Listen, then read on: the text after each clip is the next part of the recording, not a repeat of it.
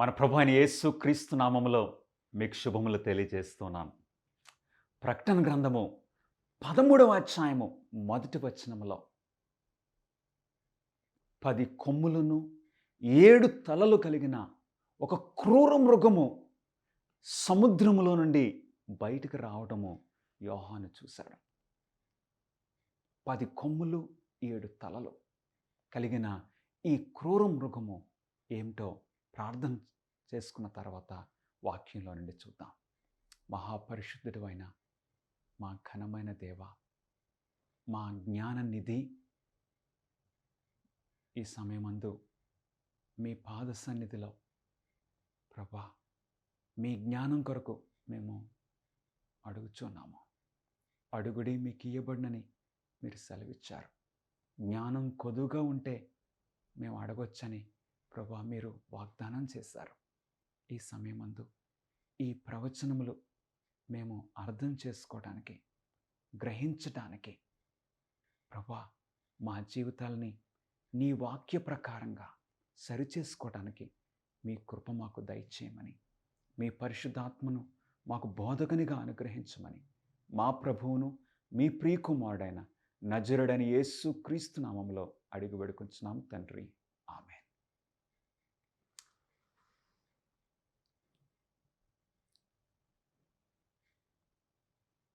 మన ప్రీవియస్ ఎపిసోడ్లో మనకు ఒక ప్రశ్న వచ్చింది. మన స్పిరిచువల్ యాన్సిస్టర్స్ ఎవరు? మన ఆత్మీయ పితరులు ఎవరు? అవును, దేవుని బిడ్డలంగా, క్రీస్తు అనుచరులంగా మన ఫౌండర్, మన హీరో మన ప్రభువైన యేసుక్రీస్తు వారు. దానికి మీరు నమ్ముచున్నారని నేను విశ్వసిస్తున్నాను. క్రైస్తవ సంఘాన్ని నడిపించింది యేసుక్రీస్తు వారి యొక్క శిష్యులు.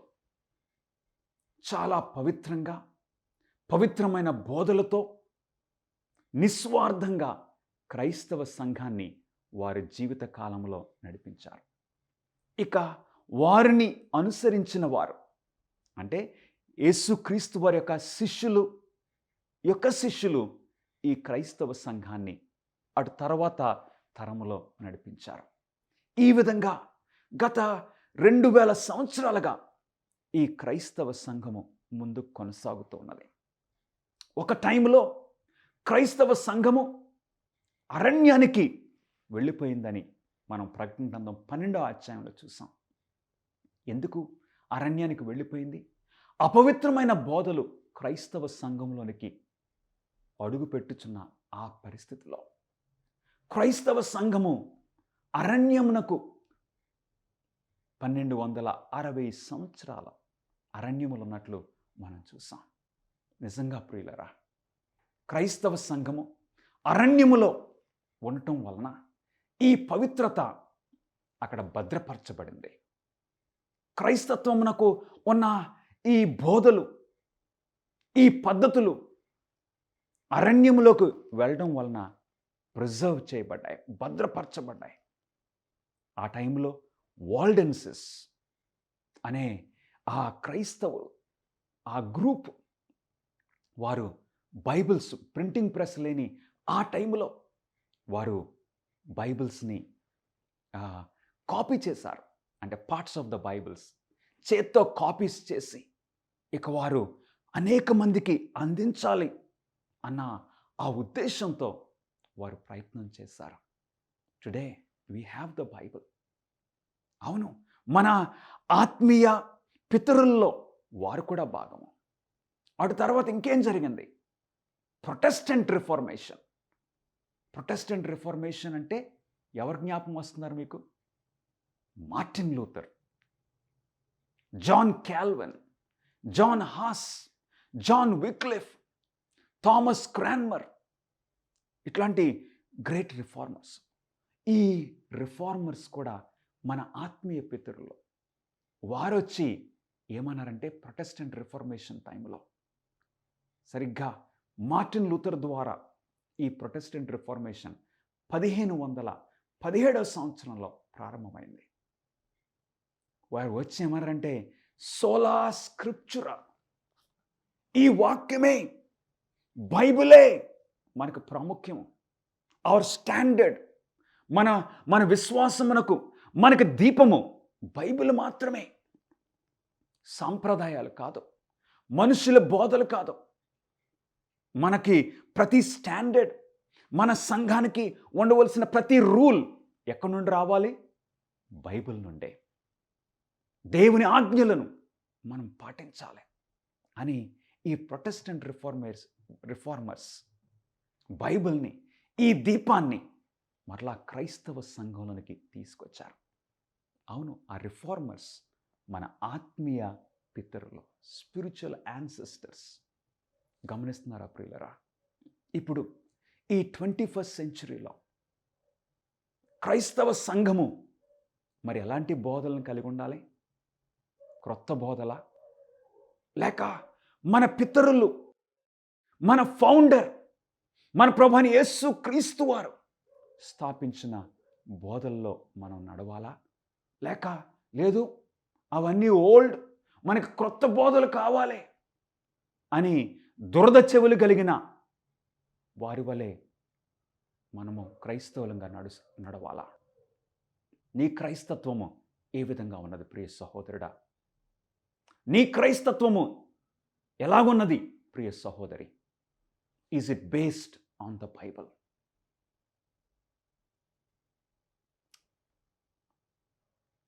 ఒక న్యూస్ ఐటమ్ నేను చూశాను, చాలా ఆశ్చర్యపోయాను. ఒక 9 సంవత్సరాలుగా చీఫ్ ఎడిటర్గా ఒక ఆయన ఉన్నారు. ఆయన ఒక మ్యాగజిన్కి, ప్రొటెస్టెంట్ మ్యాగజిన్ పేరు క్రిస్టియానిటీ టుడే, ఈ మ్యాగజిన్కి చీఫ్ ఎడిటర్గా 7 సంవత్సరాలు పనిచేశారు. ఈ క్రిస్టియానిటీ టుడే నిజంగా ఒక చక్కటి ప్రొటెస్టెంట్స్కి ఒక వ్యూ పాయింట్ ఇస్తూ, ఒక మ్యాప్ లాగా లీడర్షిప్ ఇస్తూ ఉన్న ఈ మ్యాగజైన్, ఇది నేను చాలా సంవత్సరాలుగా చదువుతున్నాను. చాలా అంటే బైబిల్ మీదే, ఈ ప్రొటెస్టెంట్ రిఫార్మేషన్ ప్రిన్సిపల్సే మనకు ప్రాముఖ్యమని అందులో ఆ ఆర్టికల్స్ ఉంటాయి. ఈ ఎడిటర్ ఇన్ చీఫ్గా 7 సంవత్సరాలుగా నాయకత్వం వహించిన ఈ వ్యక్తి, ఈ దైవ సేవకుడు, ఆయన పేరు మార్క్ గల్లీ. ఈ మార్క్ గల్లీ గారు ఏంటో తెలుసా? 20 సంవత్సరాలు యాంగ్లికన్ చర్చిలో ఆయన క్రైస్తవ ప్రయాణం, ఒక యాంగ్లికన్గా 20 years అంటే ఒక ప్రొటెస్టెంట్గా జీవించాడు. ఏం జరిగింది? ఫస్ట్ ఆయన క్రైస్తవ ప్రయాణము, ఆయన విశ్వాస ప్రయాణము ఒక ప్రెస్బిటేరియన్గా ప్రారంభించాడు. ప్రెస్బిటేరియన్ డెనామినేషన్ ఒక ప్రొటెస్టెంట్ డెనామినేషన్. ఎలా ప్రారంభమైంది? జాన్ క్యాల్విన్ ద్వారా. గమనిస్తున్నారా ప్రియులరా? ఒక ప్రెస్బిటేరియన్గా ఈయన ప్రారంభించాడు. తర్వాత ఒక ఎపిస్కెపేలియన్గా క్రైస్తవ ప్రయాణాన్ని కొనసాగించాడు. తర్వాత ఒక యాంగ్లికన్గా 20 సంవత్సరాలు ఒక మంచి ప్రొటెస్టెంట్గా, ఇవాంజలికల్గా, ఇక ఎట్లాంటి పేరు ఆయన సంపాదించాడంటే ఒక యాంగ్లికన్ నాయకుడిగా, ఒక ఇవాంజలికల్ బోధకుడిగా, మంచి ఒక విజనరీ. ఇలాంటి వారిని లూమినరీస్ అంటారు. అంటే వెలిగించబడిన వ్యక్తులు, ఇతరులను నడిపించే వ్యక్తులు. మార్క్ గల్లీ. కానీ పోయిన నెల ఏం జరిగిందో తెలుసా? సెప్టెంబర్ 13, 2020 సంవత్సరంలో, ఇంకొక నెల కూడా కాలేదు, ఆయన నేను ఒక క్యాథలిక్ అయిపోతున్నాను, నేను క్యాథలిక్ సంఘానికి జాయిన్ అయిపోతున్నాను. ఏంటి ప్రియులారా ఇది? అట్లాంటి అంత గొప్ప వ్యక్తి, ఒక ప్రొటెస్టెంట్గా, ఒక ఇవాంజలికల్ నాయకుడిగా, బోధకుడిగా ఉన్న వ్యక్తి, ఇప్పుడు నేను క్యాథలిక్గా అయిపోతున్నాను. ఎందు గురించి బ్రదర్? ఏం జరిగింది? అసలు ప్రొటెస్టెంట్స్ ఎవరు? క్యాథలిక్స్ ఎవరు? మార్టిన్ లూథర్ ఒక ప్రొటెస్టెంట్గా, ఒక ప్రొటెస్టెంట్ క్రిస్టియన్గా, మార్టిన్ లూథర్ క్యాథలిక్ సంఘం నుండి బయటకు వచ్చాడు. ఎందుకంటే ఆ బోధలతో నేను ఆ బోధలను, క్యాథలిక్ వారి బోధలను నేను అంగీకరించలేను. ఎందుకంటే నాకు బైబిల్ ప్రాముఖ్యం. I will follow the scriptures. Catholic సంఘంతో నాకు ఇక పని లేదు. ఎందుకంటే ఆయన ఒక క్యాథలిక్ మాంక్, తల్లిదండ్రులు క్యాథలిక్స్. కానీ బైబిల్ చదివినప్పుడు, ఈ ఈ అరుణోదయం కలిగినప్పుడు నేను అట్టి బోధలతో చేతులు కలపలేను, బయటకు వచ్చేసాడు. ఇది ఎప్పుడు జరిగింది? ఒక 500 సంవత్సరాల క్రిందట జరిగింది. కానీ ఇప్పుడు నెమ్మదిగా ప్రొటెస్టెంట్లు ఏం చేస్తున్నారు? ఇప్పుడు మరలా వెనక్కి వెళ్ళిపోతున్నారు. అవును, మన లూథరన్స్, మార్టిన్ లూథర్ మన నాయకుడు, మన లూథరన్స్ ఇప్పుడు ఏం చేస్తున్నారు? ఆయనేమో అంత తిరుగుబాటు చేసి, నేను బైబిలే సోలా స్క్రిప్చురా, నా ప్రాణం పోయినా పర్వాలేదు, నాకు వాక్యమే ప్రాముఖ్యమని బయటకు వచ్చిన మన నాయకుడు ఇప్పుడు 500 సంవత్సరాల తర్వాత మరలా లూథరన్స్ వెనక్కి వెళ్ళిపోవటం, మరలా మెథడిస్ట్స్ వెనక్కి వెళ్ళిపోయి వాటితో జాయిన్ అయిపోవటం. ఈ సెప్టెంబర్ 13, 2020 సంవత్సరంలో పోయిన నెల జరిగిన ఈ సంఘటన క్రిస్టియానిటీని షేక్ చేస్తుంది ప్రియులారా. ఒక గొప్ప నాయకుడే, great evangelical leader, America's next evangelical leader అని ఈ మార్క్ గ్యాలీ గురించి రాశారు. ఈ నాయకుడే ఇప్పుడు ఆయన ఇంతకాలము నమ్మిన ఆ సత్యాలు విడిచిపెట్టి ఇప్పుడు మరలా ఎక్కడి నుండి బయటకు వచ్చామో అక్కడికి మరలా వెనక్కి వెళ్ళిపోతుంటే ఏం జరుగుతుంది? ఈ టైంలో మనం అడగవలసిన ప్రశ్న ఏంటి? అసలు క్యాథలిక్ సంఘము ఏంటి? పరిస్థితి ఏంటి? దీని గురించి బైబిల్ ఏమన్నా చెప్తుందా? అవును ప్రియులరా, ఈ పరిస్థితి గురించి దేవుని యొక్క వాక్యము చాలా స్పష్టంగా తెలియజేస్తుంది. ఎక్కడ బ్రదర్? దయచేసి నాతో పాటు రండి. ప్రకటన గ్రంథము 13వ అధ్యాయములో దేవుని వాక్యము ఎంత స్పష్టంగా ఇక ఆన్ ద డాట్ ఈ ప్రవచనాలు ఉన్నాయి ప్రియులారా. సుత్తిచ్చుకుని అన్ని చోట్ల కొట్టడం కాదండి. ఎక్కడ కొట్టాలి? సుత్తిచ్చుకుని మేకు మీద కొట్టాలంతే. Hit on the head. దేవుని యొక్క వాక్యము, ఈ బైబిల్ ఇస్తున్న ప్రవచనాలు అది అయి ఉండొచ్చు, ఇది అయి ఉండొచ్చు, ఇది అయి ఉండొచ్చు అన్న గెస్ వర్క్ అవసరం లేదు బైబిల్ ప్రవచనాలతోటి. మనుషుల మాటల్లో అయితే అయోమయంగా అవ్వచ్చో, అవ్వకపోవచ్చో, తగలొచ్చో, తగలకపోవచ్చో. దేవుని వాక్యానికి అలాంటి అయోమయమైన స్థితి ఉండదు ప్రియులరా. ఖచ్చితంగా, నిర్దిష్టంగా దేవుని వాక్యం ఉంటుంది. ప్రకటన గ్రంథము 13వ అధ్యాయం 1వ వచనము. మరియు 10 కొమ్ములను 7 తలలు కలిగిన కల ఒక క్రూర మృగము సముద్రములో నుండి పైకి వచ్చుట చూచితిని. దాని కొమ్ముల మీద 10 కిరీటములను, దాని తలల మీద దేవదూషణకరమైన పేళ్లను ఉండెను. 10 కొమ్ములు, 7 తలలు కలిగా ఒక క్రూర మృగము ఎక్కడి నుండి వస్తుంది? సముద్రంలో నుండి బయటకు వస్తుంది. సముద్రంలో జీవించే అలాంటి మృగాలు జీవిస్తాయా? సముద్రంలో పెద్ద జీవులు ఏంటంటే వేల్స్, అంతే, చేపలు. ఇలాంటి మృగాలు అంటే ఇలాంటి జంతువులు సముద్రంలో జీవించేవి కాదు. ఇప్పుడు యోహాను జాగ్రత్తగా చూస్తున్నాడు. సముద్రంలో బయటకు వస్తుంది. 2వ వచనము. నేను చూచిన ఆ మృగము చిరుతపులిని పోలి ఉండను. చిరుతపులిలా కనపడుతుంది. చిరుతపులి సముద్రంలో ఉంటుందా? అవును, మన పిల్లలే చెప్పేస్తారు ఆన్సరు. ఆ మృగము చిరుతపులిని పోలి ఉండెను. దాని పాదములు ఎలుగుబంటి పాదముల వంటివి. దాని నోరు సింహపు నోరు వంటిది. దానికి ఆ ఘటసర్పము తన బలమును, తన సింహాసనమును, గొప్ప అధికారమును ఇచ్చెను. గమనిస్తున్నారా ప్రియులారా? చిరుతపులిని పోలి ఉన్నది, ఎలుగుబంటి పాదములు, సింహపు నోరు. ఏంటిది? ఈ కంపోజిట్ బీస్ట్ అంటే ఒక చిరుతపులిలా కనపడుతుంది, ఎలుగుబంటిలా కనపడుతుంది, ఒక సింహపు నోరు కలిగి ఉన్నది. 7 తలలు, 10 కొమ్ములు, ఆ కొమ్ముల మీద కిరీటాలు. ఏంటి? సముద్రం నుండి బయటకు వస్తుంది. అంటే ఇలాంటి జంతువులు ఎక్కడా లేవండి. అలాంటి జంతువుల్ని దేవుడు సృష్టించలేదు. అంటే అలాంటి జంతువులు సముద్రంలో జీవించవు. చిరుతపులి భూమి మీద, ఎలుగుబంటి భూమి మీద జీవించేది, ల్యాండ్ యానిమల్. కానీ సముద్రంలో వస్తుందంటే ఏంటో తెలుసా ప్రియులారా? This is symbolic.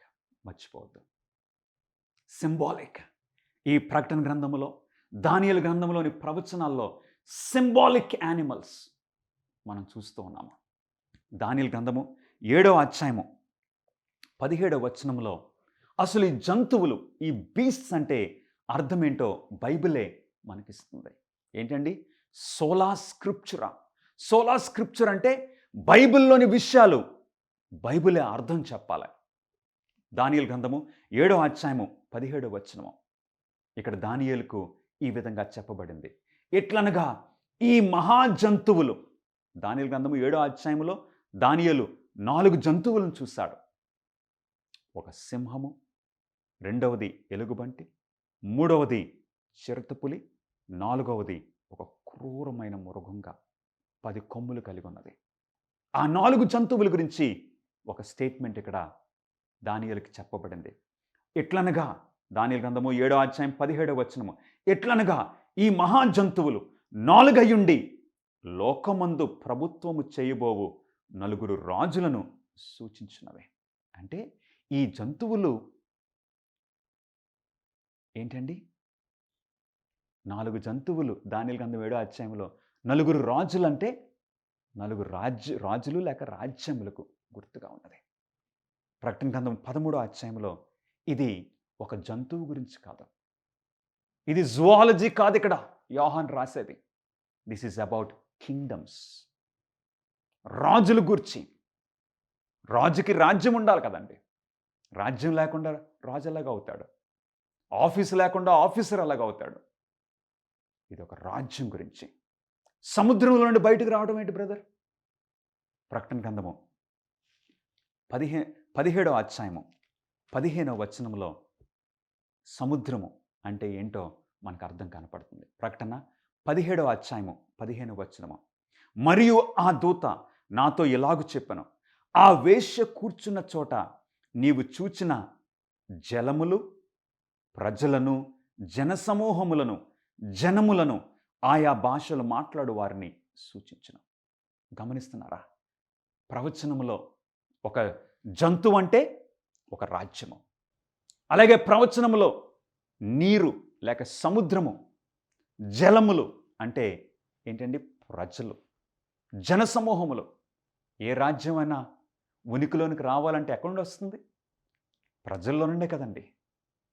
అవును, లీడర్స్ ఎలా బయటకు వస్తారు? రాజులు ఎలా బయటకు వస్తారు? ప్రజల్లో నుండే. అవును, సాధారణంగా ఏం జరుగుతుంది? ఒక క్రైసిస్ వచ్చినప్పుడు అప్పుడు నాయకుడు బయటకు వస్తాడు. అవునండి, ఒక శ్రమ, ఒక విపత్తు, ఒక అలజడి కలిగినప్పుడు లీడర్షిప్ క్వాలిటీస్ ఎవరికి ఉంటాయో అలాంటి వారు దే రైజ్ అప్. అవును, రాజ్యము, బలమైన వాడు, బలమైన రాజ్యము ఇప్పుడు పైకి వస్తుంది. ఈ రాజ్యం చాలా భిన్నంగా ఉంది. మనం చరిత్రలో ఎన్నో రాజ్యాలు చూసాం. అవునండి, అలజడి అంటే ఒక యుద్ధం జరిగినప్పుడు గెలిచిన వాడు రాజు అవుతాడు. గెలిచిన రాజ్యము పరిపాలన చేస్తుంది. ఇక్కడ మరి ఈ రాజ్యం ఏంటో మనం గుర్తుపట్టాలి ప్రియులరా. గుర్తుపట్టడానికి 9 క్యారెక్టరిస్టిక్స్, 9 లక్షణములు మనకి ఇవ్వబడుతున్నాయి. ఈ 9 లక్షణములు మనం చూసి మీరే గుర్తుపట్టచ్చు. అవును, మన పిల్లలు గుర్తుపట్టచ్చు. ఎందుకంటే 9 లక్షణాలు, 1, 2 అయితే ఓహో ఇదా అదా అని మనం కన్ఫ్యూజ్ అవ్వచ్చు. కానీ 9 క్యారెక్టరిస్టిక్స్ ఆఫ్ దిస్ కింగ్డమ్. ఈ అధికారం ఏంటో మనం చూద్దామండి. నెంబర్ 1 ఎక్కడి నుండి వస్తుంది? సముద్రంలో నుండి వస్తుంది. అంటే ఇది ఒక రాజ్యము, ప్రజలు ఉన్న ఆ ప్రాంతంలో నుండి బయటకు వచ్చే ఒక రాజ్యము. రెండవది ప్రకటన గ్రంథము 13వ అధ్యాయము 2వ వచనములో, నేను చూచిన ఆ మృగము చిరుతపులిని పోలి ఉండెను. దాని పాదములు ఎలుగుబంటి పాదముల వంటివి, దాని నోరు సింహపు నోరు వంటిది.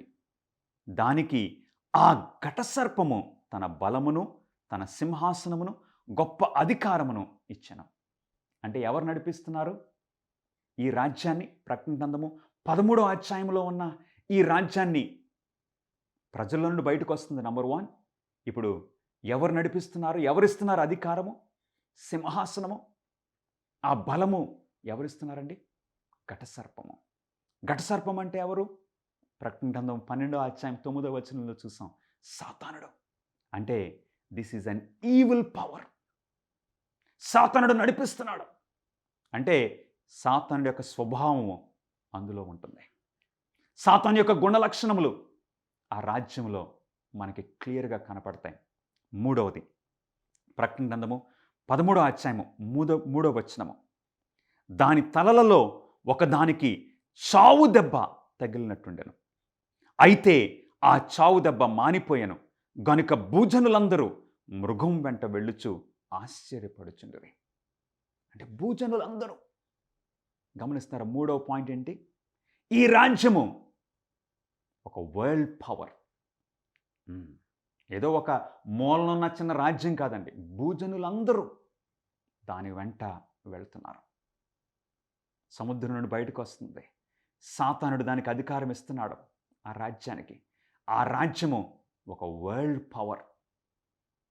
గమనిస్తున్నారా ప్రియులారా? 4వ విషయము, 4వది ప్రకటన గ్రంథము 1వ అధ్యాయము 13వ అధ్యాయము 1వ వచనము, మరియు 10 కొమ్ములను 7 తలలు గల క్రూర మృగము సముద్రంలో నుండి పైకి వచ్చేట్టు చూచితిని. దాని కొమ్ముల మీద 10 కిరీటములు. అవునండి, అదొక రాజ్యం అని మనం చెప్పేస్తాం. కిరీటములు అంటే రాజ్యం, పొలిటికల్ పవర్. దాని తలల మీద దేవదూషణకరమైన పేర్లు ఉండను. దేవదూషణకరమైన పేర్లు అంటే బ్లాస్ఫమీ. అంటే అది ఒక పొలిటికల్ పవర్. కానీ ఇంకేంటో తెలుసండి, ఒక రిలీజియస్ పవర్ కూడా. బ్లాస్ఫమీ అంటే ఏంటి? దేవదూషణ చేయటము, దేవునికి వ్యతిరేకంగా మాట్లాడటము. బైబిల్ అర్థమేంటి దేవదూషణకి? మార్కు సువార్త 2వ అధ్యాయము 7వ వచనములో ఇక్కడ ఒక ఎగ్జాంపుల్ కనపడుతుంది దేవదూషణకి. మార్కు సువార్త 2వ అధ్యాయము 7వ వచనము, వారు ఇతడు ఇట్లెందుకు చెప్పుచున్నాడు? దేవదూషణ చేయుచున్నాడు కదా. దేవుడొక్కడే తప్ప పాపములను క్షమింపగలవాడెవడని తమ హృదయములలో ఆలోచించుకుంటారు.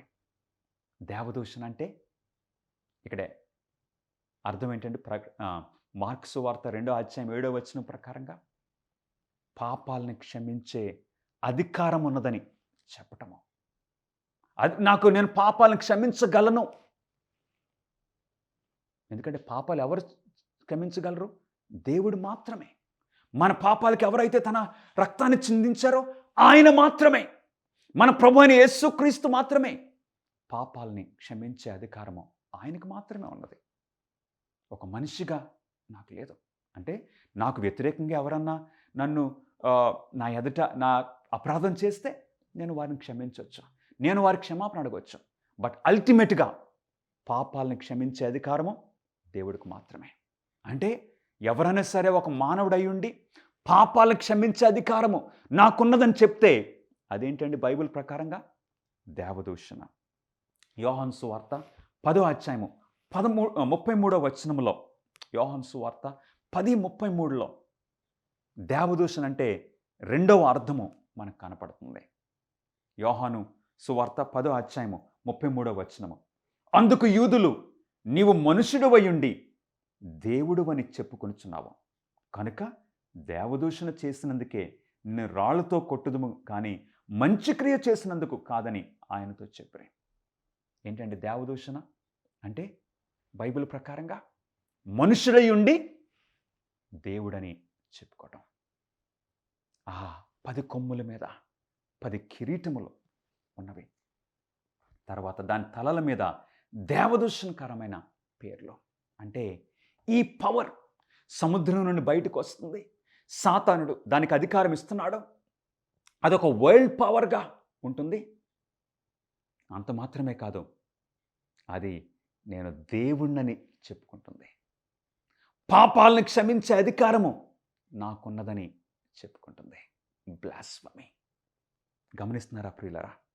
తర్వాత ఐదవ విషయము ప్రకటన గ్రంథము 13వ అధ్యాయము 4వ వచనములో ఈ 5వ లక్షణం కనపడుతుంది.